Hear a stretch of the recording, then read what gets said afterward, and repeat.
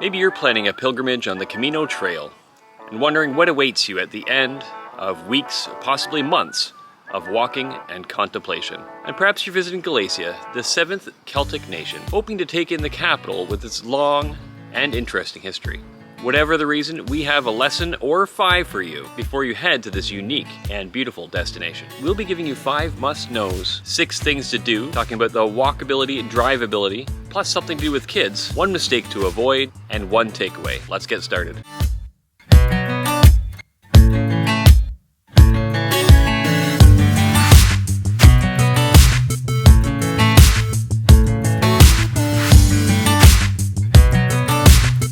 The 5 must-knows of Santiago de Compostela. The Santiago de Compostela has been in the tourism business longer than any other city in Spain. The star of their show is, unsurprisingly, the Cathedral of Santiago de Compostela, where the bones of James the Apostle have been visited by pilgrims walking the Camino for well over a millennia. But this world-class cathedral is not the only noteworthy place. Santiago's old town has been remarkably well preserved and is very tourist-friendly.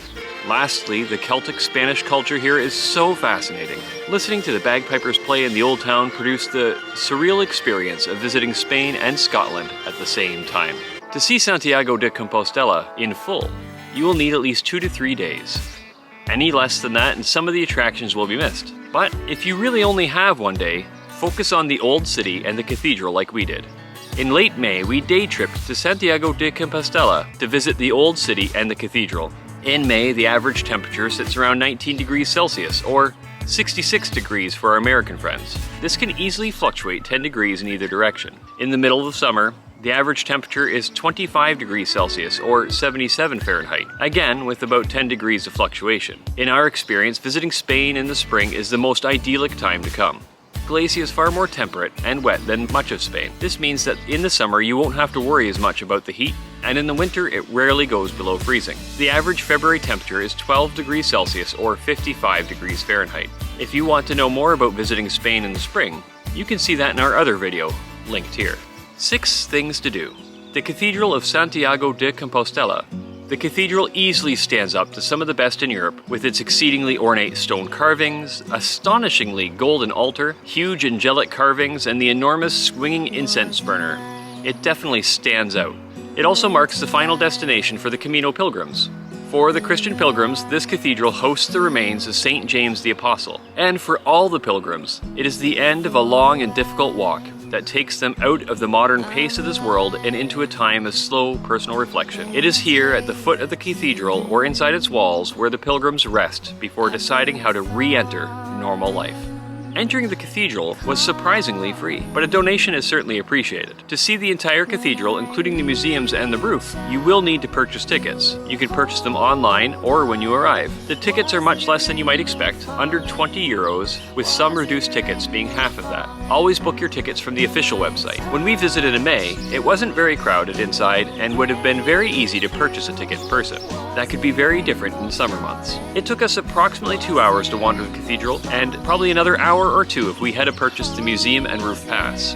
We were able to enter with a small backpack, but large hiking packs are not permitted inside. At the time that we visited, masks were required, but rules are always changing, so bring a mask just in case. The Old Town.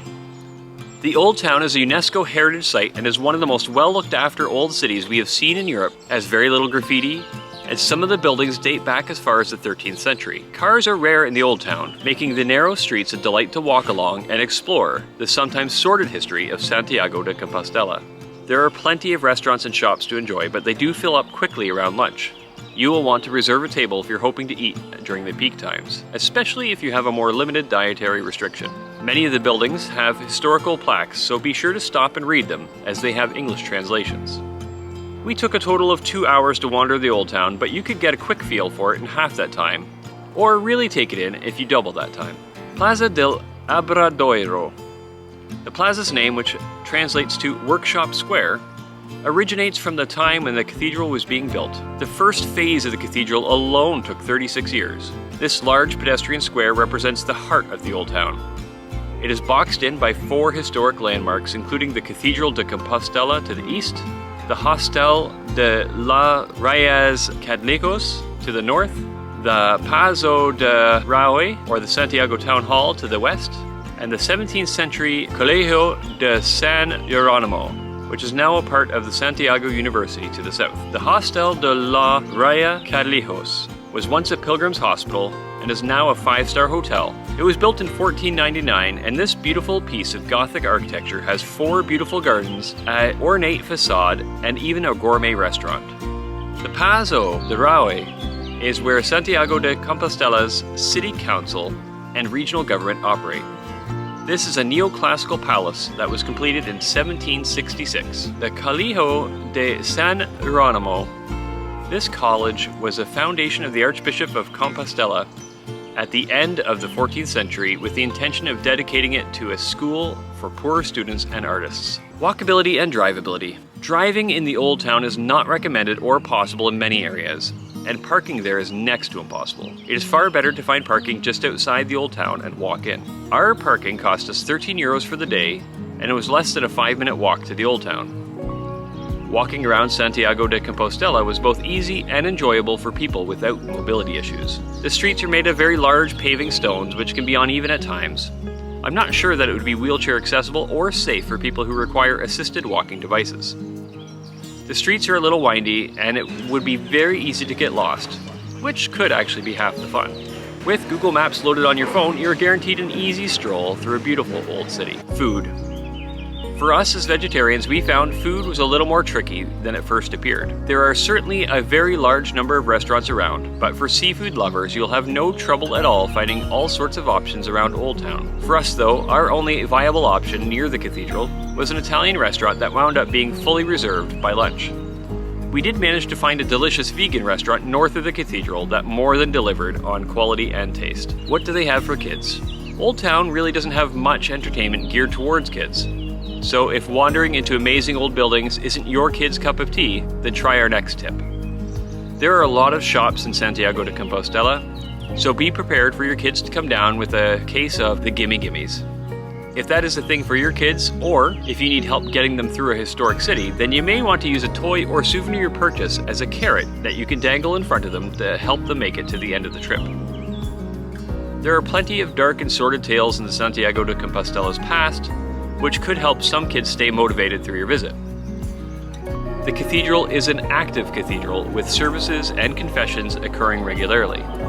Be prepared to keep kids calm and quiet while exploring this amazing place. Our mistake to avoid. Maybe we're starting to learn from our mistakes, or maybe Santiago's tourism acumen made them harder to make. However, one regret that we do have is not purchasing the museum and roof tickets for the cathedral. It would have been very nice to go to the top and get a bird's eye view and see all the relics that the museum had to offer. Looking back, it would have been well worth the low price to do this. Our takeaway. Santiago de Compostela does not get a lot of attention outside of the Camino Trail, but it should. It honestly stands up against many of the other pop star small cities in Europe. This includes places like Salzburg, Rothenburg ob der Tauber, Pisa, York, or Carcassonne.